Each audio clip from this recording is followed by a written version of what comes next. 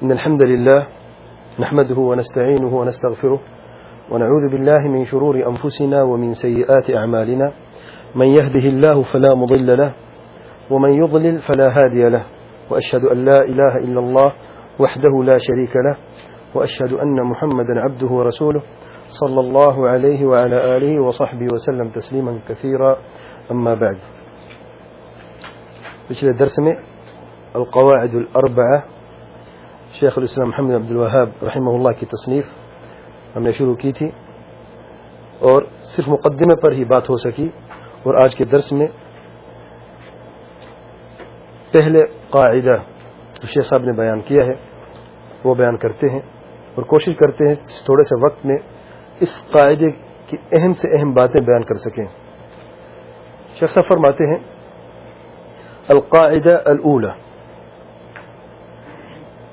أن تعلم أن الكفار الذين قاتلهم رسول الله صلى الله عليه وآله وسلم مقرون بأن الله تعالى هو الخالق المدبر وأن ذلك لم يدخلهم في الإسلام.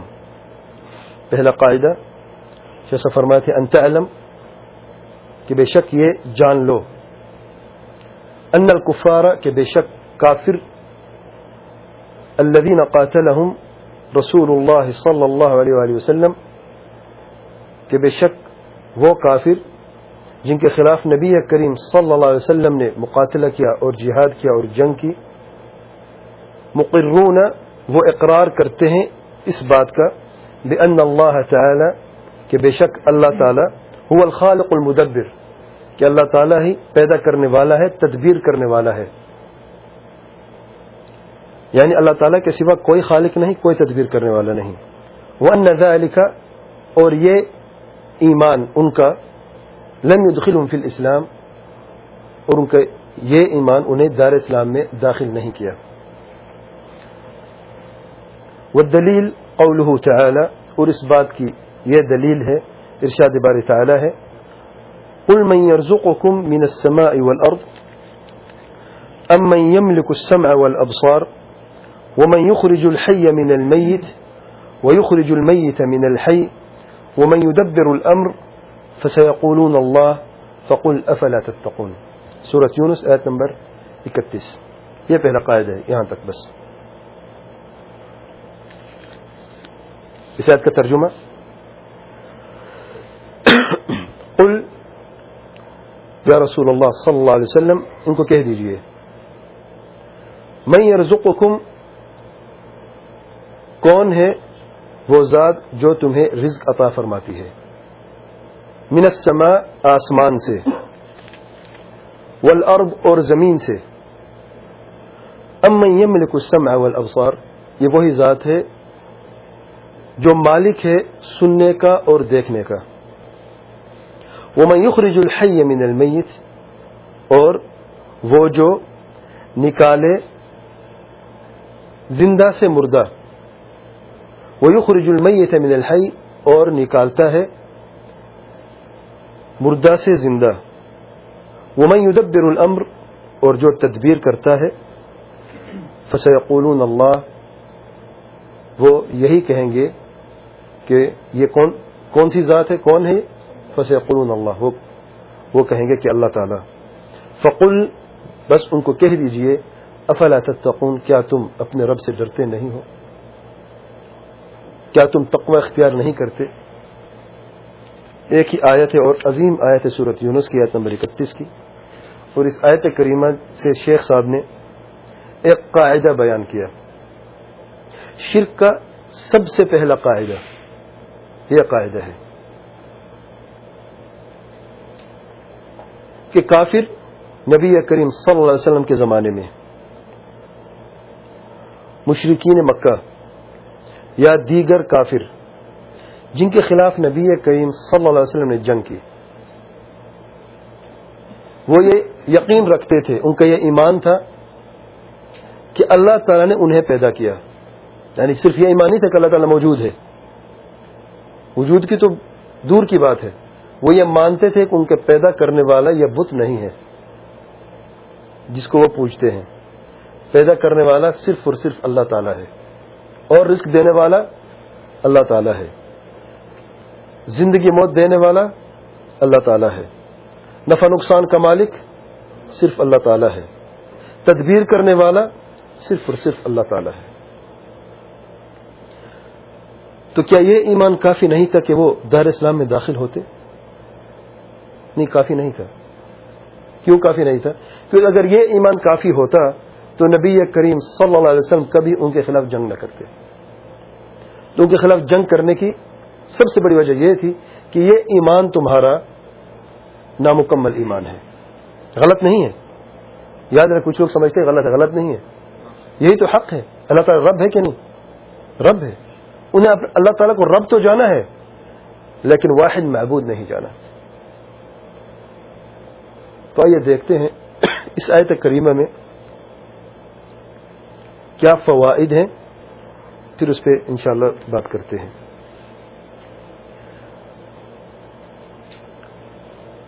سب سے پہلا فائدہ اس آیت کریمہ میں یہ ہے کہ لا الہ الا اللہ کا معنی کیا ہے۔ لا الہ الا اللہ کا معنی یہ ہرگز نہیں کہ اللہ تعالیٰ کے سوا کوئی خالق، کوئی رازق، کوئی تدبیر کرنے والا نہیں۔ اچھی طرح سن لیں، لا الہ الا اللہ کا معنی یہ کبھی نہیں کہ اللہ تعالیٰ کے سوا کوئی خالق، کوئی رازق، کوئی تدبیر کرنے والا نہیں۔ کیوں؟ کیونکہ یہ تفسیر اور یہ معنی تو ابو جہل، ابو لہب بھی کرتا تھا۔ مشرکین مکہ کا یہ عقیدہ تھا کہ اللہ تعالیٰ کے سوا کوئی خالق نہیں، کوئی رازق نہیں، کوئی تدبیر کرنے والا نہیں۔ تو جس نے آج لا الہ الا اللہ کا ترجمہ یا تفسیر یا مفہوم یوں بیان کیا کہ اللہ تعالیٰ کے سوا کوئی خالق رازق نہیں، تدبیر کرنے والا نہیں، تو اس نے بھی ان کے ساتھ مل کے وہی تفسیر بیان کی جو ابو جہل، ابو لہب بیان کرتا تھا، اور جس کو نبی کریم صلی اللہ علیہ وسلم نے غلط ثابت کیا۔ دوسرا فائدہ، عربی زبان میں جو ذات پیدا کرتی ہے، رزق دیتی ہے، تدبیر کرتی ہے، اسے رب کہتے ہیں۔ یاد رکھیں، عربی زبان میں جو ذات پیدا کرنے والی ہے، رزق دینے والی ہے، تدبیر کرنے والی ہے، یعنی نفع نقصان کی مالک ہے، زندگی موت کی مالک ہے، اس ذات کو کہتے ہیں رب۔ اور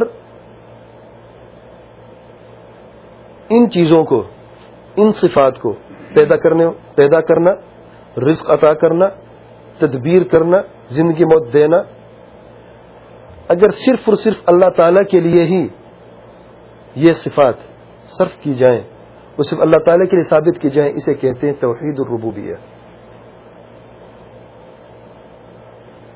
توحید الربوبیہ کیا ہے؟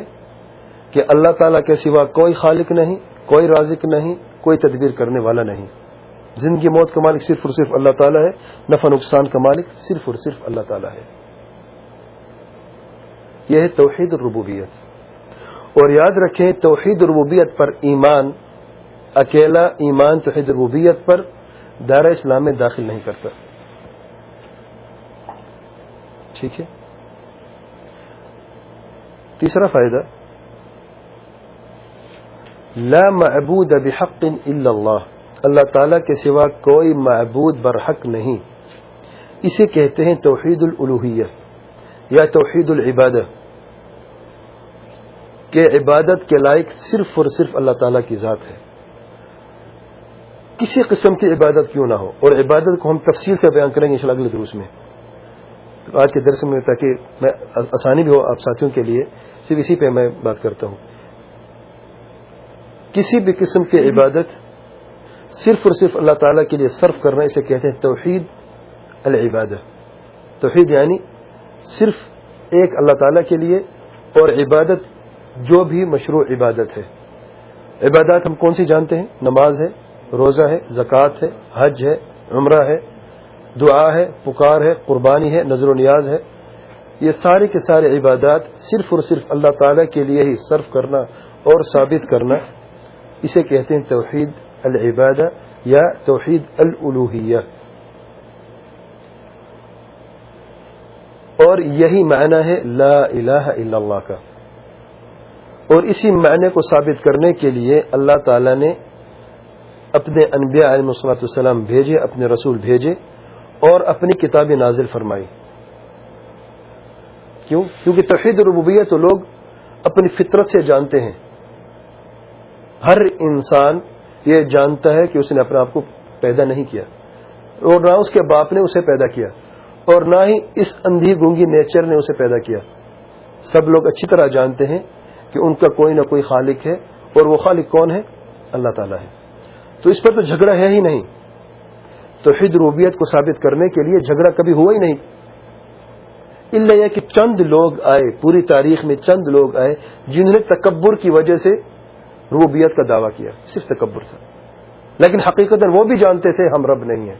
فرعون نے کیا کہا؟ انا ربکم الاعلی، میں تمہارا صرف رب نہیں، سب سے بڑا رب ہوں. اللہ تعالیٰ نے کیا فرمایا؟ وجحدوا بها واستيقنتها انفسهم ظلما وعلوا.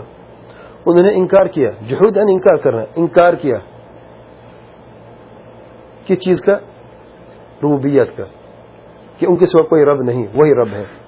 واستيقنتها انفسهم، اپنے اندر اپنے نفس میں انہیں یقین تھا، اور مکمل یقین تھا. کس چیز کا یقین تھا؟ کہ وہ رب نہیں ہے. لیکن وجہ کیا تھی یہ دعویٰ کرنے کی؟ ظلما وعلوا، ظلم کیا اپنے نفس کے اوپر، اور علوا تکبر کی وجہ سے ان لوگوں نے ایسا کیا. نمبر 4، جس نے اللہ تعالیٰ کی توحید ربوبیت میں کی، یعنی جس نے اللہ تعالیٰ کو واحد، پیدا کرنے والا، رزق دینے والا، تدبیر کرنے والا سمجھا، اور اس پہ اس کا یقین ہوا، اس پر لازم ہے کہ وہ اللہ تعالیٰ کو واحد معبود بھی سمجھے. یہ فائدہ کہاں سے لیا ہم نے؟ اسی آیت میں. کہاں سے لیا؟ آخر میں اللہ تعالیٰ نے کیا فرمایا؟ ہاں، فقل افلا تتقون. اگر تم اللہ تعالیٰ کو واحد رب سمجھتے ہو اور تمہارا یہ عقیدہ ہے، تو پھر تم اللہ تعالیٰ سے ڈرتے نہ ہو؟ اللہ تعالیٰ سے کیا ڈرتے نہیں ہو؟ اور اللہ تعالیٰ کو کیا واحد معبود نہیں سمجھتے ہو؟ تو اور یہ قاعدہ ہے، جس نے بھی اللہ تعالیٰ کی توحید ربوبیت میں کی، اس پر لازم ہے کہ وہ اللہ تعالیٰ کی توحید الوہیت میں بھی کرے. یہ قاعدہ ہے. نمبر 5، جس نے بھی لا الہ الا اللہ کی تفسیر، اللہ تعالیٰ کے سوا کوئی پیدا کرنے والا، کوئی رازق یا کوئی تدبیر کرنے والا نہیں، وہ خود بھی گمراہ ہے اور وہ لوگوں کو بھی گمراہ کر رہا ہے. یعنی اب جب بھی کسی عالم کو یا طالب علم کو یا جسے بھی آپ سنیں لا الہ الا اللہ کی تفسیر بیان کر رہا ہو، اور وہ اپنی تفسیر میں یہ بیان کر رہا ہو کہ اللہ تعالیٰ کے سوا کوئی خالق، کوئی رازق، کوئی تدبیر کرنے والا نہیں، یہاں تک بس یاد رکھو کہ یہ خود بھی گمراہ ہے اور لوگوں کو بھی گمراہ کر رہا ہے. کیوں؟ کیونکہ یہ تفسیر ہے ہی غلط، سرے سے ہی غلط ہے. یہ تو اپنے فطرت سے جانتا ہے کہ اللہ تعالیٰ کے سوا کوئی خالق، کوئی مالک، کوئی تدبیر کرنے والا نہیں، کوئی رازق نہیں. لیکن لا الہ الا اللہ کا مفہوم یوں بیان کرنا، یہ قرآن مجید کو بھی غلط ثابت کرنا ہے اور صحیح حدیث کو بھی غلط ثابت کرنا ہے. اور اللہ تعالیٰ نے اپنے رسول کیوں بھیجے، کتابیں کیوں نازل کی، سب کی نفی کر رہا ہے. نمبر 6، صیغ العموم، صیغۃ العموم. یہ علمی بات ہے، ذرا سمجھنا. اب ذرا غور کریں، قرآن مجید میں جب بھی اللہ تعالیٰ نے شرک کا ذکر کیا تو خاص بتوں کی عبادت کے لیے نہیں کیا. جب بھی شرک کا ذکر قرآن مجید میں ہوا تو صیغ العموم سے ہوا، یعنی عربی زبان کے وہ صیغے، وہ الفاظ جو استعمال ہوتے ہیں عام چیزوں کے لیے، جس میں سب کی سب چیزیں شامل ہوں. عام اسے کہتے ہیں جس میں بہت ساری چیزیں شامل ہوں. اور اس آیت میں بھی دیکھیں اللہ تعالیٰ نے اس آیت کا آغاز قل من یرزقکم، وہ کون ہے جو تمہیں رزق عطا فرماتا ہے. اسے کہتا صیغۃ الاستفہام عربی زبان میں. من کون ہے، کون استفہام ہے. اور صیغ العموم میں سے ایک صیغہ استفہام کا ہے کہ جب بھی استفہام کسی صیغے میں آ جائے اسے کہتے یہ عام ہے. یعنی عام کا مطلب یہ ہے اس میں سب چیزیں شامل ہیں جس کا تعلق شرک سے ہے. یعنی شرک کے معاملے میں یہ نہیں دیکھا جائے گا کہ کسی شریک ٹھہرایا جا رہا ہے اللہ تعالیٰ کے ساتھ، اور یعنی یہ نہیں دیکھا جائے گا کہ شرک کون کر رہا ہے. دوسرے الفاظ میں شرک کے معاملے میں اچھی طرح یاد رکھیں، یہ نہیں دیکھا جاتا کہ اللہ تعالیٰ کے ساتھ بت کو شریک کیا جا رہا ہے، یا درند کو، یا پرند کو، یا ولی کو، یا نبی کو، یا فرشتے کو۔ شرک کے معاملے میں سب کے سب برابر ہیں۔ جس نے بھی اللہ تعالیٰ کے ساتھ پتھر کو شریک کیا وہ مشرک ہے، اور جس نے بھی اللہ تعالیٰ کے ساتھ ولی کو شریک کیا وہ بھی مشرک ہے، اور جس نے اللہ تعالیٰ کے ساتھ نبی کو شریک کیا وہ بھی مشرک ہے۔ صيغۃ العموم کا یہ مقصد ہوتا ہے، یاد رکھیں اچھی طرح۔ اور شرک کرنے والا اگر جاہل ہے وہ بھی مشرک ہے، عالم ہے وہ بھی مشرک ہے، ولی ہے وہ بھی مشرک ہے، نبی ہے وہ بھی مشرک ہے۔ اللہ تعالیٰ کیا فرماتا ہے قرآن مجید میں؟ لئن اشرکت لیحبطن عملک وَلَتَكُونَنَّ مِنَ الْخَاسِرِينَ۔ یا رسول اللہ صلی اللہ علیہ وسلم، اگر تجھ سے بھی شرک ہو جائے، اگر تو بھی شرک کرے تو میں تیرے سارے کے سارے عمل اکارت کر دوں۔ اس کا کیا مفہوم ہے، کیا مطلب ہے؟ کہ شرک اللہ تعالیٰ کو بالکل پسند نہیں، اور اللہ تعالیٰ کے ساتھ جو بھی شرک کرے گا اسے اللہ تعالیٰ کبھی معاف نہیں کریں گے۔ اس کے سارے عمل اکارت ہو گئے، اور اس کے یہ عمل جتنے بھی اس نے کیے ہیں، اچھے سے اچھے اور نیک عمل جتنے بھی کیے ہیں، قیامت میں اسے کوئی فائدہ نہیں ہوگا۔ اسے کہتے ہیں صیغ العموم۔ صیغۃ العموم میں یہ نہیں دیکھا جاتا کہ شرک کون کر رہا ہے، اور یہ نہیں دیکھا جاتا کہ کسے ساتھ اللہ تعالیٰ کے ساتھ کسے شریک ٹھہرایا جا رہا ہے۔ نمبر 7،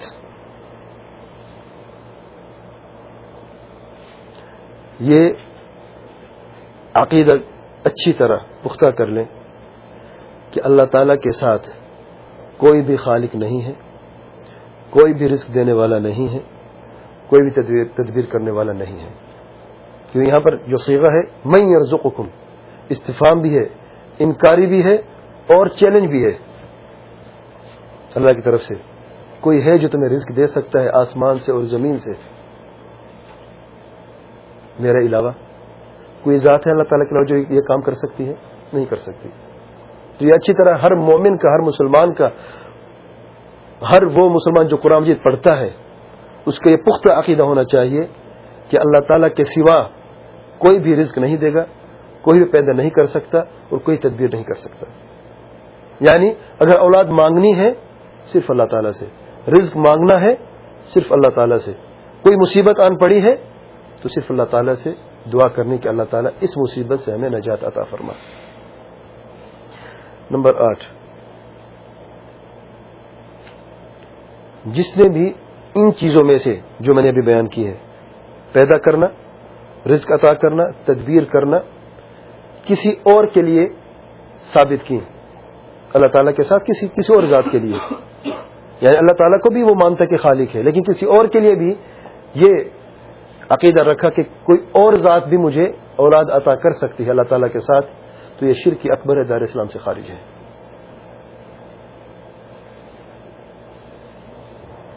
نمبر 9، یہ ابھی بھی میں نے بیان کیا ہے کہ اللہ تعالیٰ نے اپنے انبیاء اور رسول کیوں بھیجے اور اپنی کتابیں کیوں نازل کی؟ اس لیے نہیں کہ یہ لوگوں کو یہ جا کے تعلیم دو کہ اللہ تعالیٰ تمہارا خالق ہے، رازق ہے، مالک ہے، نہیں، بلکہ اس لیے کہ لوگوں کو یہ تعلیم دو کہ اللہ تعالیٰ کے ساتھ کسی ذات کو عبادت میں شریک نہیں کرنا، یہ وجہ تھی۔ نمبر 10، شرک کا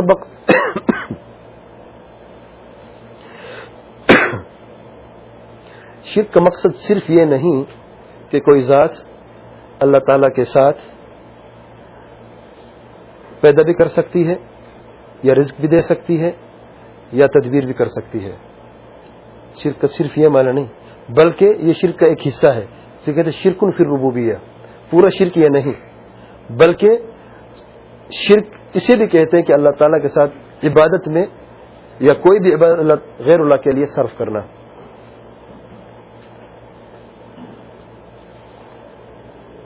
نمبر 11، سب سے پہلا واجب اور فرض مکلف پر کیا ہے؟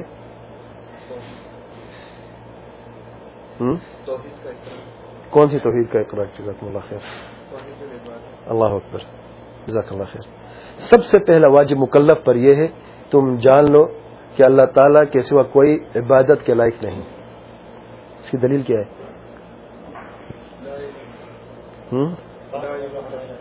یہ تو ہے، کوئی دلیل چاہیے نا، قرآن سے یا کوئی حدیث سے. صحیح بخاری مسلم کی روایت حضرت عبداللہ بن عباس رضی اللہ عنہ فرماتے ہیں کہ نبی کریم صلی اللہ علیہ وسلم جب حضرت معاذ بن جبل کو یمن کی طرف بھیجا، کیا حکم دے کے بھیجا؟ فَلْيَكُنْ أَوَّلَ مَا تَدْعُوهُمْ إِلَيْهِ شَهَادَةِ أَن لَا إِلَٰهَ إِلَّا اللَّهُ وَأَنَّ مُحَمَّدًا رَّسُولُ اللَّهِ. اور دوسری روایت میں إِلَىٰ أَن يُوحِّدُوا اللَّهَ. یمن کی طرف بھیجا اور یہ فرما کر بھیجا نبی کریم صلی اللہ علیہ وسلم نے کہ تم جا رہے ہو ایک ایسی قوم کی طرف جو اہل کتاب ہے، ان کے پاس علم ہے پہلے سے، وہ یہ جانتے ہیں کہ ان کا رب موجود ہے، کہ اللہ تعالیٰ رب ہے، وہ جانتے ہیں. اہل کتاب کا لفظ اس لیے استعمال کیا حدیث میں، ورنہ اہل کتاب کیوں کہتے ہیں؟ اہل کتاب کا مطلب یہ ہے کہ وہ جانتے ہیں کہ اللہ تعالیٰ موجود بھی ہے، اللہ تعالیٰ کو رب بھی ہے، پیدا بھی اللہ تعالیٰ نے کیا، رزق بھی اللہ تعالیٰ عطا فرماتے، تدبیر اللہ تعالیٰ کرتا ہے. لیکن سب سے پہلے جو دعوت دینا ہے شہادت لا الہ الا اللہ وان محمد رسول اللہ، کہ اللہ تعالیٰ کے سوا کوئی معبود برحق نہیں. اگر یہ مان لیں تو پھر ان کو یہ کہنا کہ تم پر 5 نمازیں بھی فرض ہیں. اگر یہ نہ مانے تو پھر یہی دعوت دینا. جب تک وہ مانتے نہیں کہ اللہ تعالیٰ کے سوا کوئی عبادت کے لائق نہیں، اسی وقت تک یہی دعوت دیتے رہنا، نماز روزے کا نہ کہنا، جب تک وہ یہ نہیں اچھی طرح یقین کر لے. جب وہ یقین کر لے کہ اللہ تعالیٰ کے سوا کوئی معبود برحق نہیں، پھر ان کو کہنا 5 نمازیں بھی فرض ہیں، اور پھر بعد میں زکوٰۃ کی بھی دعوت دینا. نمبر 12، جس نے بھی اللہ تعالیٰ کی توحید ربوبیت میں کی اور اسے یقین تھا اور اسی پر اس کا پختہ ایمان تھا کہ اللہ تعالیٰ کے سوا کوئی بھی پیدا کرنے والا نہیں، رزق دینے والا نہیں، تدبیر کرنے والا نہیں، لیکن اللہ تعالیٰ کی توحید الوہیت میں عبادت میں نہیں کی، تو متقی تو دور کی بات ہے، وہ دار اسلام میں داخل ہی نہیں ہوا.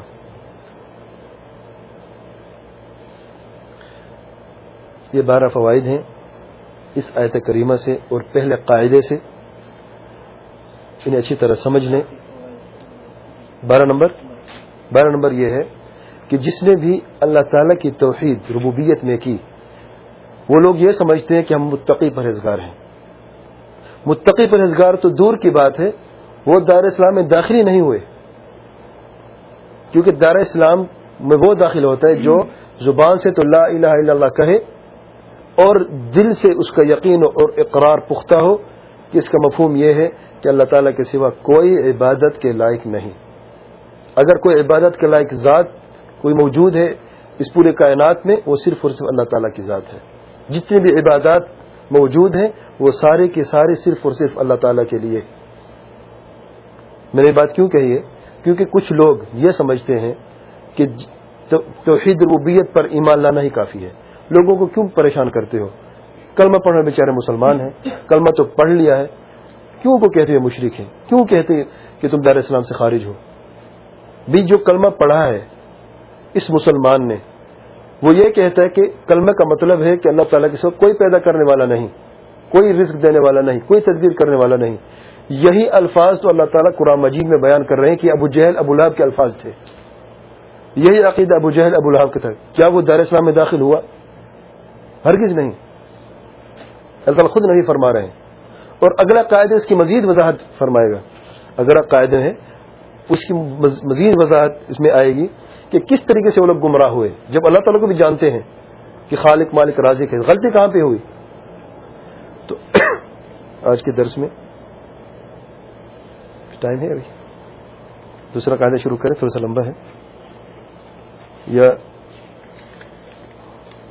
اچھا، ایک اہم غلط فہمی ہے اس قاعدے کے بارے میں، یہ میں پہلے بات بیان کروں، ٹائم ملا تو پھر دوسرا قاعدہ شروع کرتے ہیں.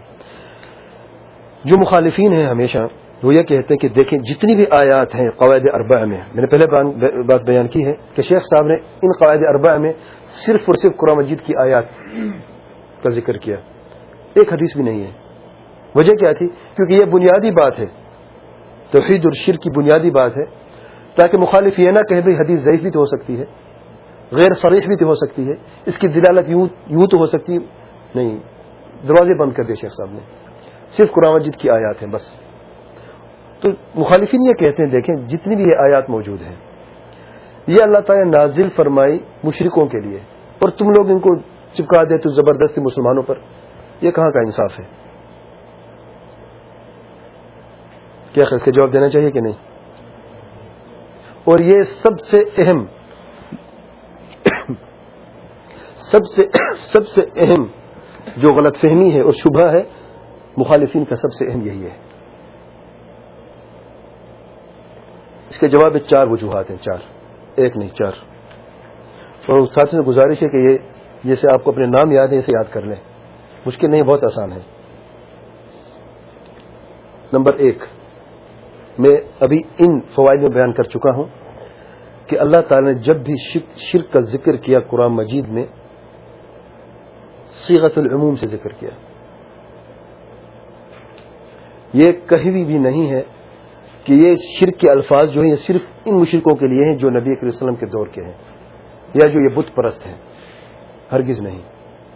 اور یہ حکمت ہے اللہ تعالیٰ کی، تاکہ بعد میں آنے والے لوگ یہ کبھی نہ کہیں یہ شرک تو ان کے لیے تھا جو نبی کریم صلی اللہ علیہ وسلم کے زمانے کے مشرکین تھے، آج کے دور میں تو کوئی شرک ہمیں نظر نہیں آتا، بت پرستی نظر نہیں آتی ہمیں، ہرگز نہیں۔ صیغ العموم میں آپ پورا قرآن مجید دیکھ لیں، جہاں پر بھی شرک کا ذکر آئے گا تو اللہ تعالیٰ کی حکمت ہے صیغۃ العموم کے ساتھ ذکر کریں گے۔ چند تھوڑی سی ایسی جگہوں پر جہاں پر خاص ذکر آئے گا، کسی نبی کا قوم کا قصہ آیا تو وہاں پر اس قوم کا لفظ آ جاتا ہے، جیسے ابراہیم علیہ السلام کا قصہ آیا وجوبنی وبنی ان نعبد الاصنام، یہاں پر اسلام کا لفظ آ گیا، خاص بتوں کی عبادت۔ لیکن اس کے علاوہ آپ دیکھیں جو خاص قصہ نہ ہو، جب عموم عام طور پر شرک کی بات آتی ہے تو اس میں سب کے سب مشرک داخل ہوتے ہیں اور ہر وہ چیز داخل ہوتی ہے جسے اللہ تعالیٰ سے شریک کیا گیا۔ تو پہلا جواب کیا ہے کہ قرآن مجید میں شرک کا لفظ جب بھی آیا ہے صیغۃ العموم کے ساتھ آیا ہے، یعنی سارے کے سارے مشرک ہیں جو بھی اللہ تعالیٰ سے شرک کرے، اور جسے بھی اللہ تعالیٰ سے شریک، جس ذات کو بھی شریک کرے اور اس ذات کو جس نے بھی شریک بنائے وہ بھی مشرک ہے۔ تو اس طریقے سے صیغ العموم سب سے پہلا قاعدہ تو صیغ العموم میں شرک کا ذکر ہوا۔ دوسری بات یہ ہے اگر آپ یہ نہیں مانتے، کہتے ہیں ہم اس کو نہیں مانتے، تو ہم ٹھیک یہ کہتے ہیں، پھر مجھے ہمیں یہ بتائیں قرآن مجید میں ہی جس میں اللہ تعالیٰ نے ذکر کا شرک کا ذکر کیا، اسی قرآن مجید میں اللہ تعالیٰ نے ایمان کا ذکر بھی کیا، نماز کا ذکر بھی کیا، توحید کا ذکر بھی کیا، روزے کا بھی، حج کا بھی، سارے احکام اسی قرآن مجید میں ہیں۔ اور اللہ تعالیٰ نے حکم دیا توحید کا اور ان احکام اور عبادات کا کسے؟ مومنوں کو۔ اس زمانے مومن کون تھے؟ صحابہ کرام تھے، اور کوئی نہیں تھا۔ تو اگر آپ یہ سمجھتے ہو کہ یہ آیتیں صرف ان کے لیے خاص ہیں تو پھر آپ یہ بھی سمجھو جو ایمان کی اور نماز کی آیتیں وہ صرف صحابہ کے لیے خاص ہیں۔ ٹھیک ہے کہ نہیں؟ یا ایھا الذین آمنوا اقیموا الصلاۃ، اب اقیموا الصلاۃ اس زمانے میں صحابہ تھے، آج آپ لوگ نماز کیوں پڑھتے ہو؟ آپ کو کس نے حکم دیا ہے؟ اگر یہ تم نہیں سمجھ سکتے کہ نہیں یہ آیتیں تا قیامت ہر مومن کے لیے ہے تو وہ بھی آیتیں تا قیامت ہر مشرک کے لیے ہے۔ ٹھیک ہے۔ نمبر 3، جو مشرکین تھے نبی کریم صلی اللہ علیہ وسلم کے زمانے میں، کیا وہ صرف بت پرستی کرتے تھے یا بت پرستی کے ساتھ ساتھ یا بت پرستی کے علاوہ کچھ اور قسم کا شرک بھی کرتے تھے؟ تو آئیے دیکھتے ہیں۔ مشرکین عرب حبل کو اپنا خدا بنا لیا، اپنا رب بنایا ہوا تھا، اپنا معبود بنایا، حبل کو، اللات کو، عزہ کو، منات کو، یغوث کو، یعوق کو، نصر کو گنتے جاؤ، اور یہ سب سارے کے سارے بت تھے، کوئی شک نہیں۔ اچھا، یہودیوں نے عزیر علیہ السلام کو اپنا معبود بنایا، اللہ کا بیٹا بنایا، پھر معبود بنایا۔ کیا عزیر بھی بت ہے؟ ہرگز نہیں، اللہ تعالیٰ کے پیارے نبی ہیں۔ نصارہ نے، عیسائیوں نے عیسیٰ علیہ السلام کو رب بنایا اور عیسیٰ علیہ السلام کی عبادت کی، کیا یہ بھی بت ہے؟ نعوذ باللہ، ہرگز نہیں، یہ اللہ تعالیٰ کے نبی ہیں۔ اسی زمانے میں لوگوں نے جنوں کی عبادت کی، جسے قرآن مجید میں آئے ہیں جب اللہ تعالیٰ فرشتوں سے سوال کریں گے کہ لوگوں نے تمہاری عبادت کی، فرشتے انکار کریں، کہیں گے بل کانوا یعبدون الجن، کہ اللہ تعالیٰ تو جن کی عبادت کرتے تھے، ہم ان سے بری ہیں، ان کا ایمان جنوں پہ تھا، جنوں کی عبادت کرتے رہے، ہماری عبادت انہوں نے نہیں کی، اور جنوں کے ساتھ ساتھ وہ فرشتوں کی عبادت کرتے تھے. جیسے قرآن مجید میں آیا ہے کہ فرشتوں کو اللہ کے بیٹا بھی ایک گروہ مانتا تھا اور دوسرا گروہ فرشتوں کی عبادت بھی کرتے تھے، اور اس کے ساتھ ساتھ اولیاء و صالحین کو بھی معبود بنایا. تو یہ بات کہ شرک صرف بت کی عبادت ہے تو بالکل بے بنیاد بات ہے. تو اس زمانے میں مشرکین سارے کے سارے تھے، بت کا پجاری بھی مشرک، نبی کا پجاری بھی مشرک، ولی کا پجاری بھی مشرک. اگر اس زمانے میں نبی کا پجاری مشرک ہو سکتا ہے تو آج کے زمانے میں کیوں نہیں ہو سکتا؟ اگر اس زمانے میں ولی کا پجاری مشرک ہو سکتا ہے تو آج کے زمانے میں کیوں نہیں ہو سکتا؟ چوتھی وجہ، جو چوتھا جواب، ان ساروں کے خلاف جس نے بت پرستی کی یا نبی کی عبادت کی یا ولی کی عبادت کی یا چاند اور سورج کی عبادت کی، ان سب کے خلاف نبی کریم صلی اللہ علیہ وسلم نے برابر کی جنگ کی. کسی کو یہ نہیں کہا کہ آپ بت کی عبادت کرتے ہو تم لوگ، تمہارے خلاف تو جنگ ہے، لیکن یہ نبی کے عیسیٰ علیہ السلام میرے بھائی ہیں، نبی ہیں، ان کی عبادت کی آپ کی معافی ہے. کہیں دیکھا ہے آپ نے غزوہ مؤتہ کس کے خلاف تھا؟ غزوہ تبوک کس کے خلاف نکلے؟ نصارہ کے خلاف تھا. غزوہ بنی قریظہ کس کے خلاف تھا؟ یہودوں کے خلاف تھا. جنگ احد، جنگ بدر کس کے خلاف تھی؟ بت پرستوں کے خلاف تھی. تو سب کے خلاف برابر کی جنگ کی.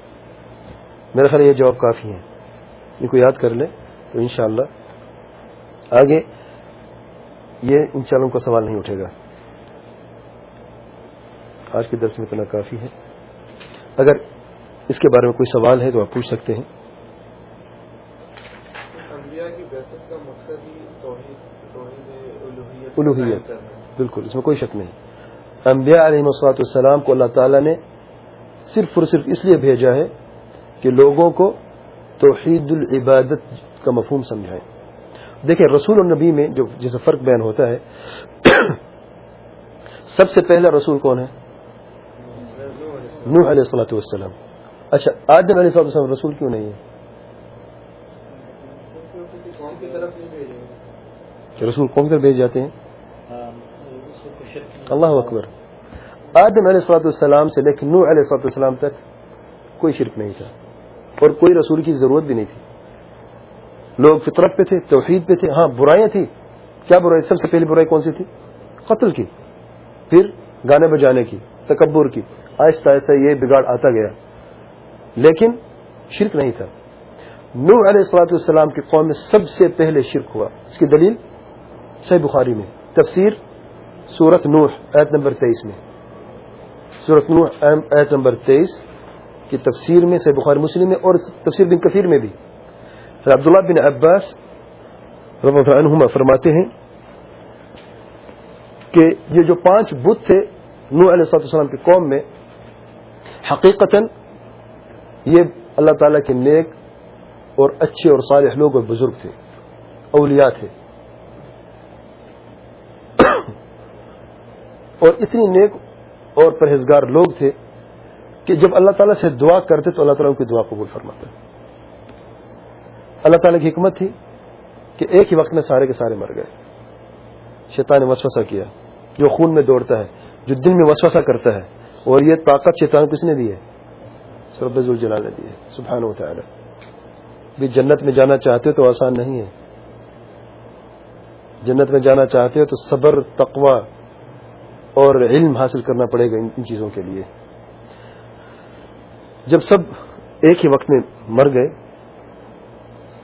اللہ تعالی حکمت تھی تو شیطان نے وسوسہ کیا کہ تم لوگ ایسا کرو، یہ تو بیچارے مر گئے ہیں، ان کی یاد میں ان کی قبروں پہ جا کے پتھر نصب کر لو، پتھر رکھ لو صرف ان کی یاد کے لیے.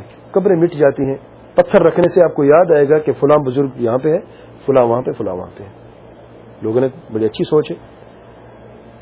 یہ خطرات جو انسان کے ذہن میں آتے ہیں نا الٹے سیدھے، یہ شیطان کی وسوسے سے ہوتا ہے. یاد رکھنا کہ نماز کے لیے اٹھنا ہے، ابھی ٹائم ہے، ابھی وقت ہے، تھوڑا سا بس، تھوڑے سے ایسے سر میں درد ہے، رات کو صلاۃ اللیل پڑھتا رہا ہوں، بس تھوڑا سا ابھی بس 5 منٹ سو جاتا ہوں، تھوڑا سا اٹھا، یار ابھی اذان نہیں ہوئی، تھوڑا سا اٹھا، اچھا ابھی اذان ہوئی، اقامت تو نہیں ہوئی، تھوڑی دیر. یہ جو خطرات آتے ہیں نا یہ وسوسے شیطان کے, اس کو توڑنے کے لیے عزیمت کی ضرورت ہے. اٹھ کے کھڑے ہو جاؤ, بس ختم.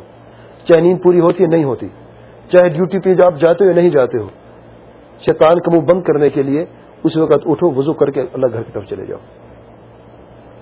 شیطان نے وسوسہ کیا, انہوں نے اس وسوسے میں قابو بیچارے آ گئے, اور انہوں نے اس قبر پہ جہاں پہ قبریں تھیں 5 پتھر نصب کر دیے. اب وقت گزرتا گیا, وہ پتھر قبر سے نہ مانگتے, وہ پتھر سے نہ مانگتے اللہ تعالیٰ سے. ابھی توحید موجود تھی, ابھی شرک نہیں ہوا, لیکن قبروں کی مجاوری زیادہ ہو گئی. قبروں کی مجاوری کا پہلا سٹیپ تھا یہ, ورنہ قبر کی طرف کون جاتا تھا؟ مردہ کو دفن کر دیا, بات ختم ہو گئی. جب پتھر وہاں پہ رکھے گئے, ان کو یاد کرنے کے لیے جانا تو پڑتا. اب جاتے, اب قبروں کی طرف ڈھیر ہو گیا لوگوں کا, رش ہو گیا لوگوں کا. پھر شیطان نے کچھ عرصے بعد وسوسہ کیا, بھی کب تک قبرستان آتے رہو گے؟ پتھروں کو اٹھاؤ اور عبادت گاہ میں رکھ دو. جب تم عبادت کرتے ہو تو اس وقت تمہیں خشوع و خضوع کی ضرورت ہوتی ہے. جب یہ پتھر تمہارے سامنے رکھے ہوں گے تو وہ بزرگ یاد آئیں گے, تو اور اللہ تعالیٰ کو تمہیں نزدیکی حاصل ہوگی. مانگنا صرف اللہ تعالیٰ سے ہے, یاد رکھیں.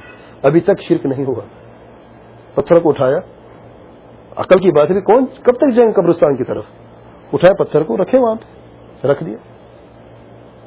اللہ تعالیٰ کی عبادت بھئی آپ یہاں پہ تو رکھ دیا, دیکھو چونکہ شکلیں بھول جائیں گے آپ کو. بزرگ جیسے تھے, کیسی شکل تھی, کیسی آنکھ, کیسی داڑھی تھی, کیسا. اب ان کو تراشو, جب تک ان کو تراشو گے نہیں شکلیں بھول جائیں گے آپ کو بزرگوں کی. بھئی تصویریں بھی تو ہونی چاہیے نا, اور یہ سب سے پہلے لعنت ہے تصویر کی. دیکھیں یہاں سے شروع ہوئی. اس لیے سب سے جو میں نے حدیث میں دیکھا ہے, سب سے زیادہ گناہ جو ہے وہ شدید عذاب مصورین کو ہوتا ہے. وجہ کیا ہے؟ دیکھیں یہاں سے شروع ہو رہا ہے. ہر چیز کی تاریخ ہے, یہ تاریخ ہے شرک کی, قبر پرستی کی, قبر کی مجاوری کی, تصویروں کی, یہ تاریخ ہے, یاد رکھیں. اس سے پہلے یہ چیزیں موجود نہیں تھی. تو تراشا گیا. جب تراشا گیا, اب بت کہاں رکھا ہوا ہے؟ عبادت گاہ میں رکھا ہوا ہے بت. قبرستان میں نہیں, روڈ پہ نہیں, گلی میں نہیں, عبادت گاہ میں. رحمک اللہ. پھر حدیث کے اس اثر کے الفاظ دیکھیں. جب علم جاتا رہا لوگوں نے ان بتوں کی عبادت کرنا شروع کر دی. لا الہ الا اللہ. جب تک کہ علم تھا, علم ایک دیوار ہے, یاد رکھیں. جو بزرگ تھے وہ جانتے ہمیں پتھر کیوں رکھے ہیں, وہ یہ جانتے تھے, ان کو یہ علم تھا کہ یہ عبادت کے لائق نہیں ہے, عبادت کے لائق صرف اللہ تعالیٰ کی ذات ہے. لیکن جب علم جاتا رہا, ان کی اولاد یا اولاد کی اولاد آئی. شیطان تو وہی جو خون میں دوڑتا ہے, وہی وسوسے ہیں. بھئی تمہارے باپ دادوں نے یہ پتھر یہاں پہ رکھے کیوں, یہ بت کیوں رکھے ہوئے تمہاری عبادت گاہ میں؟ یہ کوئی ڈیکوریشن پیس نہیں ہے. ان کے لیے عبادت صرف کرو, یہ تمہارے معبود ہیں. وہاں سے دعا پکار جو اللہ تعالیٰ کے لیے تھی وہ ان بتوں کے لیے ہو گئی. جو قربان نظر و نیاز اللہ تعالیٰ کی تھی وہ ان بتوں کے لیے ہو گئی. اور شرک دیکھیں کہاں سے شروع ہوا؟ قبر کی بدعت سے, قبر کی مجاور کی بدعت سے شروع ہوا, اور شرک اکبر پہ آ کے ختم ہوا.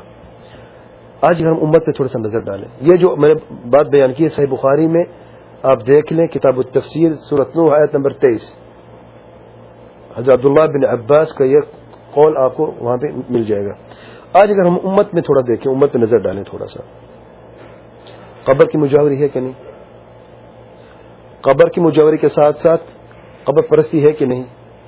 فرق صرف اتنا ہے کہ بت نہیں بنائے گئے, تراشا نہیں گیا, اور اس بت کو اٹھا کے وہ عبادت گاہ میں لے کے گئے. آج یہ نہیں ہوا. آج اس قبر کی طرف کے اوپر مسجد بنا دی گئی, یعنی عبادت گاہ کو اٹھا کے وہاں پہ لے کے آئے. ان للہ و انا الیہ راجعون. تو یہ سب سے پہلا قاعدہ تھا, اور چند میں سے بلکہ جو سب سے اہم غلط فہمی ہے وہ بیان کی ہے. اور شرک کی ابتدا کیسے اور کہاں ہوئی اور کہاں پہ انتہا ہے یہ ہم نے دیکھ لیا. اگلے درس میں انشاءاللہ دوسرا قاعدہ شروع کریں گے. اگر کوئی سوال ہے تو. صیغ العموم عربی زبان میں چند ایسے الفاظ ہیں, ورڈ ہیں. صیغہ کہتے ہیں عربی زبان میں, جیسے ہم کہتے ہیں انگلش میں کیا کہتے ہیں, فریز سمجھ لیں. فریز تو ایک خاص ہوتا ہے, کیا کہیں گے, فریز بھی ہے لیکن اس کا جو وہ تو جنرل ٹرم پورا ہے. لیکن صیغہ کا مطلب ہے جو آپ بات کر رہے ہیں اس کا کوئی نہ کوئی ایک مفہوم ہوتا ہے. اس مفہوم کو آپ کیا کہتے ہیں؟ یعنی ہر بات کا جو آپ کر رہے ہیں اس کا کوئی نہ کوئی ایک مفہوم ہوتا ہے. آپ کو کچھ سمجھانا چاہتے ہیں, اس کے عربی زبان میں خاص ٹرم ہے, ٹرمینالوجی ہے ہر چیز کے لیے. تو اس خاص ٹرم کو جس میں آپ جنرل بات بیان کرنا چاہیے صیغۃ العموم کہتے ہیں. اور عربی زبان میں صیغۃ العموم کے 7 صیغے ہیں. 7 استفہام, اسم الاستفہام جو اس آیت میں وہ ایک ہے, اسم موصول بھی ہے. اور اس میں جیسے لا الہ الا اللہ, لا الہ نکرہ فی سیاق النفی, اگر نفی ہو اس کے بعد نکرہ ہو تو یہ عام ہے. اب لا الہ کوئی بھی الہ نہیں, عام ہے کوئی بھی الہ نہیں. نکرہ فی سیاق النہی وعبدوا اللہ ولا تشرکوا به شیئا, لا ناہیہ ہے, تشرکوا فعل ہے. اگر لا ناہی فعل مضارع کے بعد آ جائے تو یہ لا ناہی کہی جاتی ہے. یہ صیغہ العموم میں ہے, یعنی کبھی بھی شرک نہ کرنا کسی صورت میں, یہ سب کے لیے اعلان ہے. تو یہ جو صیغے ہیں صیغہ العموم یعنی عام, جنرل, سب کے لیے, اس میں سب شامل ہیں. اور اس کے الٹ ہے خاص, کہ خاص کسی چیز کے لیے. آگے انشاءاللہ مثالوں کے ساتھ اور بھی بات انشاءاللہ آسان ہوگی.